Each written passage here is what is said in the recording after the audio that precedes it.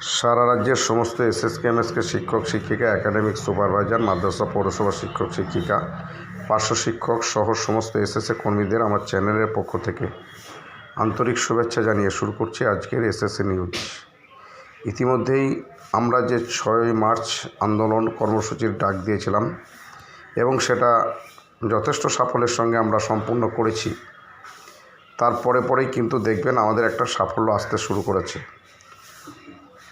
ইতিমধ্যেই আমরা প্রথম সাফল্য যেটা পেয়েছি সেটা সমস্ত এসএসএ কর্মীদের জন্য, যাদের 1 লাখ 2 লাখ বা 3 লাখ ছিল তাদের সকলেরই 5 লক্ষ টাকা টার্মিনাল বেনিফিট রাজ্য সরকারের পক্ষ থেকে ফিনান্স ডিপার্টমেন্ট ঘোষণা করেছে।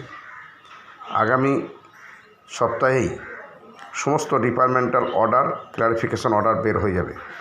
এটা নিয়ে প্রথম দিকে কিছুটা ধোঁয়াশা থাকলেও পরবর্তী পর্যায়ে আমাদের টিম বিকাশ ভবন এবং মিশনে যাওয়ার পর সেটা পরিষ্কার হয়েছে। গতকাল আমাদের ভার্চুয়াল সভায় আমাদের রাজ্য কোর কমিটির যে বৈঠক ছিল সেখানে পরিষ্কারভাবে জানানো হয়েছে আমাদের টিম গতকালও বিকাশ ভবন এবং মিশনে গিয়েছিল এবং ইতিমধ্যেই আপনারা জানেন মাননীয়ার বাড়িতে অর্থাৎ তার দপ্তরে এবং অভিষেক ব্যানার্জির বাড়িতেও আমাদের যে দাবিপত্র সেটা যৌথ মঞ্চের পক্ষ থেকে দেওয়া হয়েছে। আশা করছি তার সুফল আমরা খুব শীঘ্রই পেয়ে যাব।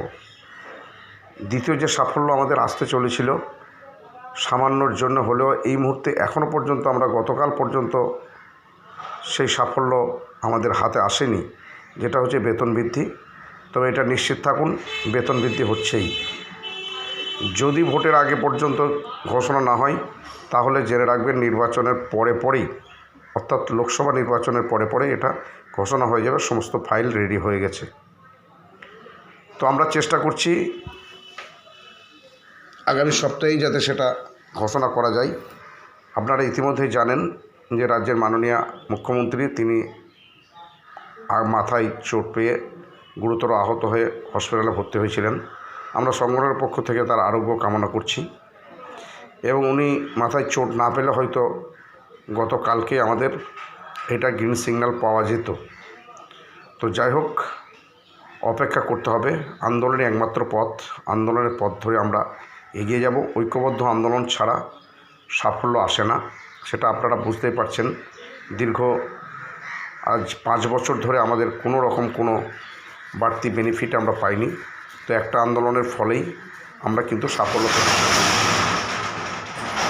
তো যাই হোক, আগামী দিনে যাতে আমাদের আরও যে সমস্ত দাবি দেওয়া আছে সেগুলো যাতে পূরণ হয় তার জন্য যৌথ আন্দোলনই একমাত্র পথ। সংগঠিতভাবে যৌথ আন্দোলনের মধ্য দিয়েই আমরা এগিয়ে যাব।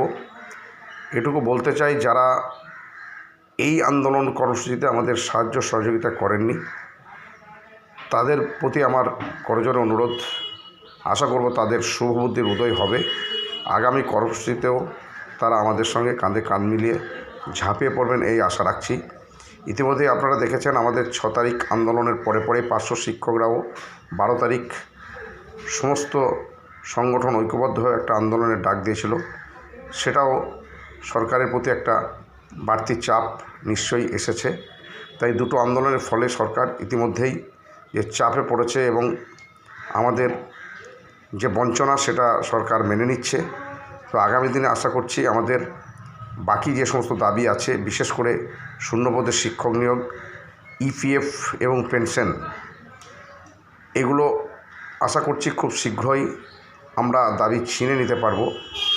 তো তার জন্য যে দরকার সকলের ঐকান্তিক প্রচেষ্টা।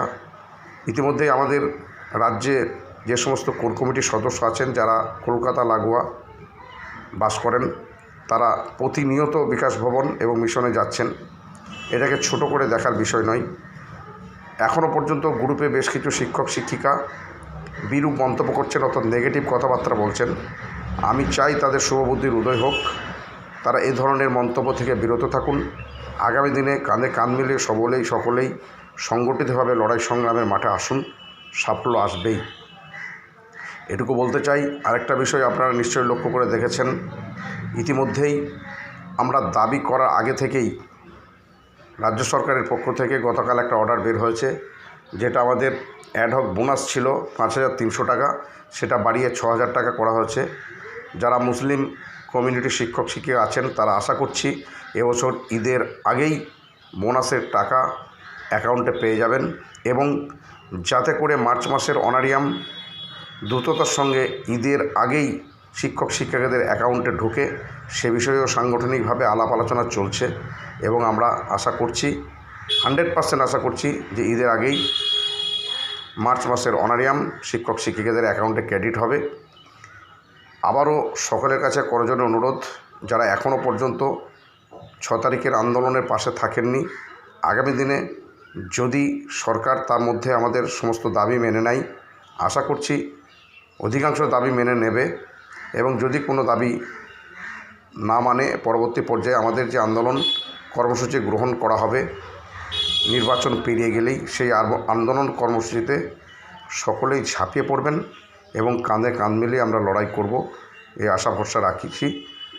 জেলা নেতৃত্বদের অনুরোধ করছি আপনারা ব্লক স্তরে সভাগুলো করুন, এবং যৌথ মঞ্চের অন্যান্য যে সমস্ত সেক্টর আছে তাদেরকে অনুরোধ করছি আপনারাও আপনাদের জেলার সমস্ত নেতৃত্বের তালিকা আমাদের এসএসকেএমএসকে শিক্ষক নেতৃত্বদের হাতে তুলে দিন, কারণ যেহেতু সংখ্যাটা আমাদের বেশি এবং মূলত গত যে কর্মসূচি সেটা আমরাই সবচেয়ে বেশি প্রচার আন্দোলনের মধ্য দিয়ে সম্পূর্ণ করেছি। আপনাদের সহযোগিতা অবশ্যই প্রয়োজন। সকলে কাঁধে কাঁধ মিলে ঐক্যবদ্ধভাবে লড়াই করলে তার সুফল অতি দ্রুততার সঙ্গে পাওয়া যায়, যেটা আমরা পেতে শুরু করেছি। তো যাই হোক, সবশেষে রাজ্যের সমস্ত শিক্ষক শিক্ষিকাদের অনুরোধ করছি ঐক্যবদ্ধভাবে আগামী কর্মসূচিতে ঝাঁপিয়ে পড়বেন এই আশা ভরসা রেখে সকলকে আমার চ্যানেলের পক্ষ থেকে, সংগঠনের পক্ষ থেকে আন্তরিক শুভেচ্ছা জানিয়ে শেষ করছি আজকের এসএসএ নিউজ। সকলেই ভালো থাকবেন, সুস্থ থাকবেন। ধন্যবাদ।